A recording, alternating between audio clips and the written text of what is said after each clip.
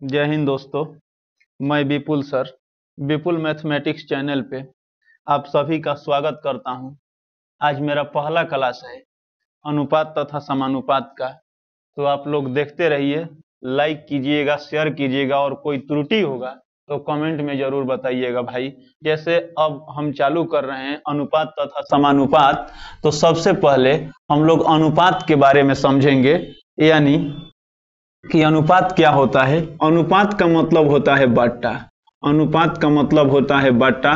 जैसे ए बटा बी को हम लोग अपने भाषा में ए अनुपात बी कहते हैं, ए अनुपात बी कहते हैं, या इसको ए अनुपात बी भी लिख सकते हैं।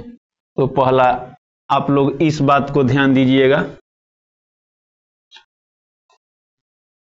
दूसरा लिखा है ए अनुपात बी में ए प्रथम पद तथा बी द्वितीय पद होगा। ए अनुपात बी में ए को हम लोग प्रथम पद तथा बी को हम लोग द्वितीय पद कहेंगे। बी को हम लोग द्वितीय पद कहेंगे, ध्यान दीजिएगा आप लोग, बी को हम लोग द्वितीय पद कहेंगे। तीसरा स्टेप में लिखा है किसी अनुपात को एक संख्या से गुणा या भाग किया जाए तो अनुपात नहीं बदलता है। यानी कोई अनुपात है, जैसे मान लीजिए ए अनुपात बी, तो इसमें हम इसको हम ए बटा बी के रूप में लिख सकते हैं। इसमें मान लीजिए ऊपर में 3 से गुना और नीचे में भी 3 से गुना करेंगे तो दोनों 3 3 कट जाएगा, यानी ए अनुपात बी के रूप में ही रहेगा। तो यही बात कह रहा है तीसरा स्टार में कि किसी अनुपात में आप लोग 3 से गुना कीजिए, 3 से भाग दीजिए, 4 से गुना कीजिए, 4 से भाग दीजिए, यानी दोनों संख्या एक ही होना चाहिए ऊपर नीचे, तो अनुपात में कोई चेंजिंग नहीं होगा। इसको ध्यान दीजिएगा आप लोग। फिर ध्यान दीजिएगा, लिखा है समानुपात। समानुपात का मतलब क्या होता है? समानुपात, समानुपात का मतलब क्या होता है भाई कि समानुपात में दो अनुपात जब आपस में बराबर हो, समानुपात में दो अनुपात जब आपस में बराबर हो तो उसे समानुपात कहते हैं। जैसे मान लीजिए कि ए अनुपात बी बराबर हम लोग सी अनुपात डी लिख देते हैं, तो ये समानुपात हो गया। यानी जब दो अनुपात आपस में बराबर हो तो वह समानुपात होता है। जैसे मान लीजिए इधर 3 अनुपात 4 हो गया और यहाँ हम 12 अनुपात 16 लिख दिए, तो ये दोनों अनुपात आपस में बराबर होगा तभी समानुपात होगा। जैसे 3 अनुपात 4 और 3, 4 से इसको कटाएंगे तो 4 तिहाई 12 और 4 से इसको कटाएंगे तो 4 चौका 16, यानी 3 अनुपात 4 ये भी हो गया। तो समानुपात का मतलब होता है बराबर। कब? जब दो अनुपात आपस में बराबर हो तो उसे क्या कहते हैं?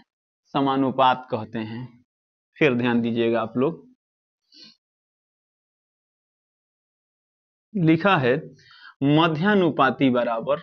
मध्यानुपाती बराबर, मध्यानुपाती बराबर होता है भाई रूट अंडर ए अनुपात ए गुना बी। यानी जैसे दो संख्या है, मान लीजिए एक संख्या 4 है और दूसरी संख्या 9 है, दोनों का मध्यानुपाती पूछेगा तो रूट अंडर 4 गुना 9, 4 के वर्गमूल 2 और 9 का वर्गमूल 3, तो हो जाएगा मध्यानुपात 3 गुना 2 यानी 6।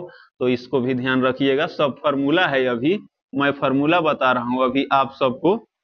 इसके बाद तृतीयानुपाती है। तृतीयानुपाती बराबर होता है भाई वाई स्क्वायर बटा एक्स। जैसे मान लीजिए 3 और 4 का पूछ दिया कि तृतीयानुपाती क्या होगा, तो वाई स्क्वायर यानी 4 का स्क्वायर, तो 4 चौका 16 और बटा एक्स का मतलब 3, तो 16 बटा 3 हो जाएगा तृतीयानुपाती। ये भी बात आप लोग ध्यान दीजिएगा। मैं अभी फार्मूला के बाद बहुत सारा क्वेश्चन लाऊंगा, कोई दिक्कत नहीं होगा आप लोगों को, तो इन सबको आप लोग ध्यान देते रहिएगा। कंपाउंड रेशियो, जटिल अनुपात या मिश्र समानुपात, जैसे मान लीजिए कि ए अनुपात बी, फिर है कमा सी अनुपात डी, फिर है कमा ई अनुपात एफ, और इसमें आप लोगों से पूछ दिया कि मिश्र समानुपात क्या होगा, तो इसमें क्या करना है कि पहला पद ए, फिर इसका पहला पद सी और इसका पहला पद ई, अब बाटा में बी गुना डी और गुना एफ कर दीजिए। यही आप लोगों का मिश्र समानुपात हो जाएगा। इसको भी ध्यान रखिएगा, सब क्वेश्चन आएगा, सब याद हो जाएगा आप लोगों को, ध्यान देते रहिएगा मैं जो बता रहा हूं अभी। इसके बाद क्या है, ए अनुपात बी का विलोमानुपात क्या होगा। ए अनुपात बी जैसे आप लोग लिख दीजिएगा, विलोमानुपात, विलोमानुपात के मतलब क्या होगा, इसका व्युत्क्रम विलोम, तो a का व्युत्क्रम 1/a हो जाएगा, इसके नीचे कुछ नहीं है तो 1 छिपा है। फिर b का व्युत्क्रम 1/b हो जाएगा, तो यही तो इसका विलोमानुपात हो गया। इसको भी आप लोग ध्यान दीजिएगा। फिर ध्यान दीजिएगा, लिखा है a अनुपात b का द्विघाती अनुपात क्या होगा, यानी डुप्लीकेट रेशियो a अनुपात b हो गया और द्विघाती अनुपात निकाल रहा है। तो इसमें आप लोग द्विघात, इसका मतलब कि स्क्वायर और इसका भी स्क्वायर, तो a स्क्वायर अनुपात b स्क्वायर हो जाएगा। फिर ध्यान दीजिएगा, इसी तरह से बढ़ते रहते हैं हम। a अनुपात b का त्रिघाती अनुपात क्या होगा, त्रिघाती मतलब कि 3 पावर में 3 कर दीजिए, ये त्रिघाती अनुपात हो गया। चलिए ये भी ठीक है, आगे बढ़ते रहिए। फिर देखिएगा, लिखा है a अनुपात b का सब डुप्लीकेट अनुपात क्या होगा। सब डुप्लीकेट का मतलब आप लोग केवल वर्गमूल निकाल दीजिएगा, तो रूट अंडर a अनुपात रूट अंडर b हो जाएगा सब डुप्लीकेट अनुपात। फिर लिखा है a अनुपात b का सब डुप्लीकेट के बाद सब ट्रिप्लीकेट अनुपात क्या होगा, a अनुपात b का सब ट्रिप्लीकेट अनुपात क्या होगा। तो a अनुपात b का जब ट्रिप्लीकेट अनुपात पूछेगा तो इसका आप लोग केवल घनमूल निकाल दीजिएगा, सब ट्रिप्लीकेट अनुपात हो गया। फिर एक और लिखा है फॉर्मूला आप लोगों के लिए, a/b, जैसे क्या लिखा है कि a/b बराबर c/d लिखा है।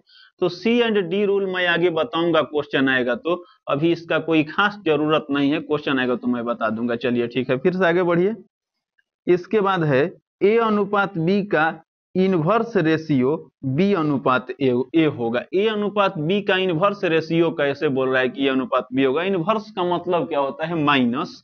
तो मान लीजिए a के पावर में माइनस दे दिए हम और b के पावर में भी माइनस दे दिए, माइनस को हटाने के लिए हम बाटा में लिखते हैं, तो a/b 1/a और 1/b ये इनवर्स रेशियो हो जाएगा।